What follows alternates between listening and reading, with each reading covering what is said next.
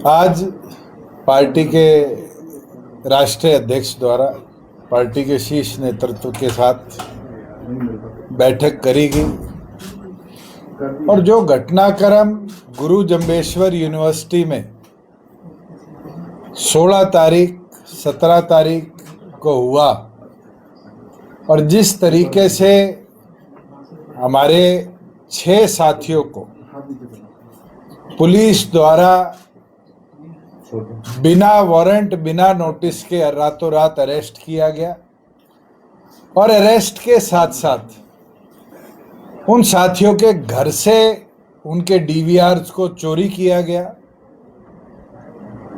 उस सब पर डिटेल में चर्चा भी हुई है और चर्चा के साथ साथ पार्टी के राष्ट्रीय अध्यक्ष की अध्यक्षता में 2 रेजोल्यूशन, एक छात्रों के लिए और एक जो परिस्थिति लॉ एंड ऑर्डर की है उसके उपरांत पार्टी ने पारित करे।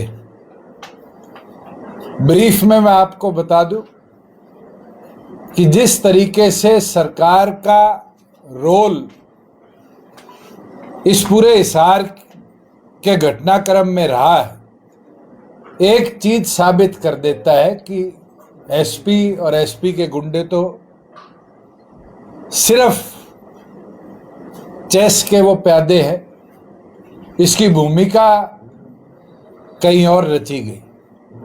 और अब तो हमारे पास इतना एविडेंस है, चाहे वो रवि आहूजा को उसके घर से अरेस्ट करते वक्त जिस डीएसपी को इंक्वायरी दी है वो मौके पर मौजूद है, सीआईए का पूरा स्टाफ मौके पर मौजूद है, जिस गाड़ी में घटनाक्रम हुआ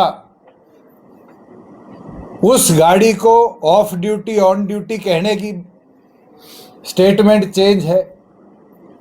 और तो और इसमें कई अधिकारियों के रोल जो सामने आने वाले दिनों में आएंगे वो भी हमारे पास है। ये तो लिटिगेशन और उसका पार्ट है।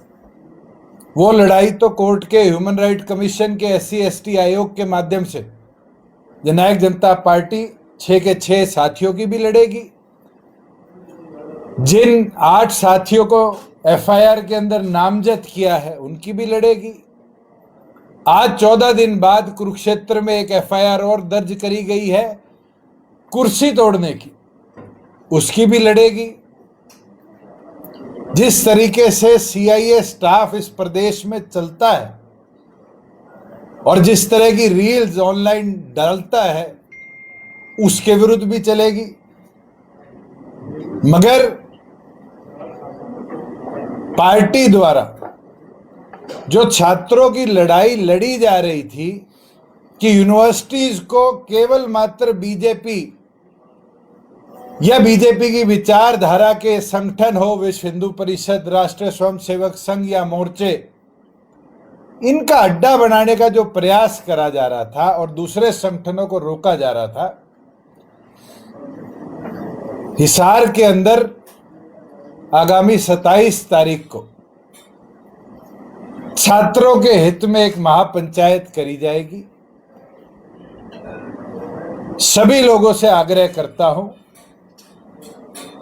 कि इस लड़ाई के अंदर अपने शिक्षण संस्थानों को बचाने के लिए राजनीतिक दलों से ऊपर उठकर सबसे अनुरोध है कि इस लड़ाई में हमारा सहयोग करें।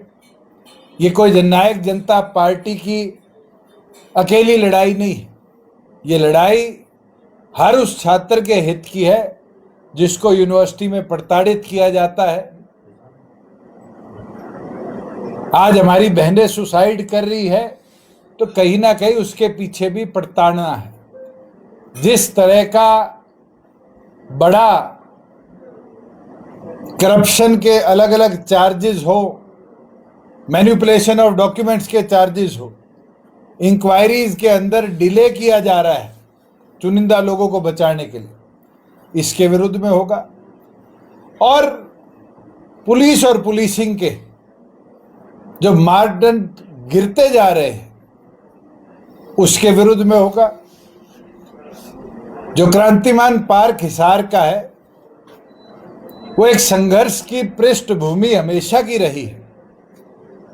27 तारीख को क्रांतिमान पार्क में तय किया जाएगा कि आगे इस पूरी लड़ाई को लेकर कैसे चलना है। आज डॉक्टर साहब ने अपने सभी साथियों को, पदाधिकारियों को यही आदेश दिए हैं कि वो अपने अपने जिलों में अपने साथियों से चर्चा कर सबको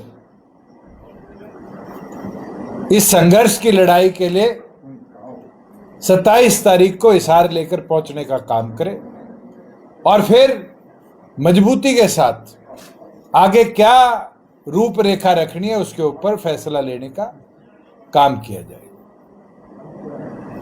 तो इसमें एजेंडा मुख्यतः सर वो रेजोल्यूशन की बात कर रहे थे सर। एक रेजोल्यूशन जिस प्रकार से गुरु जंबेश्वर यूनिवर्सिटी ने 2 कार्य करे, एक तो गमला तोड़ने के ऊपर ट्रेसपासिंग और डैमेज ऑफ पब्लिक प्रॉपर्टी की धारा लगाकर 8 साथियों को नामजद किया और अगले दिन जितने छात्र, कोई पीएचडी में था, कोई मास्टर्स में था, कोई स्टूडेंट्स में था, जो छात्र प्रदर्शन में थे या हमारे संगठन से जुड़े हुए थे, उन सबको टर्मिनेट करने का काम किया।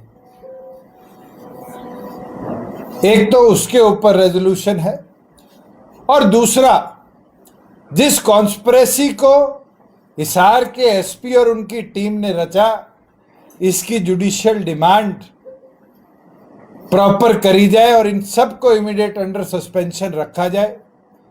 हायर ऑफिशियल जो इन्वॉल्व थे उनका तुरंत हेडक्वार्टर ट्रांसफर किया जाए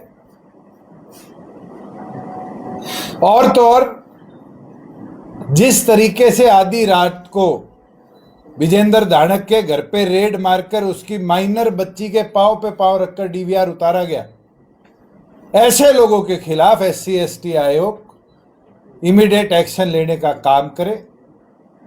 इन सब विषयों के ऊपर पार्टी के सभी लोग जो आज बैठक में मौजूद थे सर्वसम्मति से उन रेजोल्यूशन को पारित किया।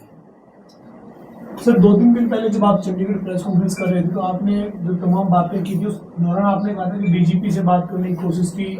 आप सरकार में डिप्टी सीएम रहे हैं, पार्टी के जो नेता हैं, क्या सरकार की तरफ से वैसे ही किसी ने इस घटनाक्रम को लेकर कोई बातचीत की हो सर, मुख्यमंत्री जी ने या फिर किसी? मैं तो डीजीपी साहब को बड़ा अच्छा आदमी मानता था। मैंने उनको फ्राइडे से लेकर कल तक निरंतर कॉल करी और आपको हैरानी होगी, कल मैंने उनको मैसेज भेजा कि good evening ji, I tried calling you for last 3 days, unfortunately you are too busy to take calls or even have the courtesy to revert back. Let me know the best time to speak to you regarding my complaint. और आपको interesting चीज दिखाऊं, DG साहब ने block कर दिया। आज प्रदेश के अंदर सिटीजन्स का ब्यूरोक्रेसी से बात करने का तो अधिकार होगा, या ब्यूरोक्रेसी मुख्यमंत्री के कंट्रोल से बाहर होगी, या प्रदेश को ऐसे डीजीपी मिल गए जो जब कोई इस तरह के घटनाक्रम हो तो मैदान छोड़ के भाग जाते हैं। इससे तो कपूर साहब ही बेहतर थे, फोन तो उठा लेते थे। मैं तो उम्मीद रखता था कि नए जोश के साथ कुछ ना, आपकी टीम की कमजोरी है, कहीं ना कहीं आपको मैदान में अकेला छोड़ के ना चली जाए ये टीम। आपने जो एलिगेशंस लगाए उसको लेकर कोई काउंटर का प्लेट जो आप दे रहे हो, कोई हाई कोर्ट या ह्यूमन राइट कमीशन में भी? बिल्कुल है, पिटीशन ड्राफ्ट हो चुकी और जल्द फाइनलाइजेशन होते ही हम हाई कोर्ट भी मूव करेंगे। जो 6 साथी रात को अरेस्ट हुए थे, उन 6 की तरफ से कल ह्यूमन राइट कमीशन को भी एक संयुक्त कंप्लेंट दी जाएगी।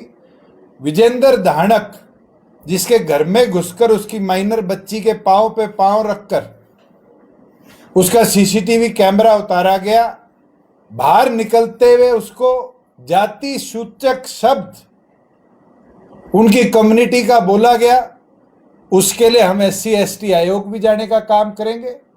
और साथ में हिसार, क्योंकि SC/ST एक्ट के लिए एक अलग जुडिशियल बेंच है, उसके अंदर भी केस फाइल करेंगे उन सब लोगों के लिए जो उस रेड में मौजूद थे और जिनने जाति सूचक शब्द बोलने का काम किया।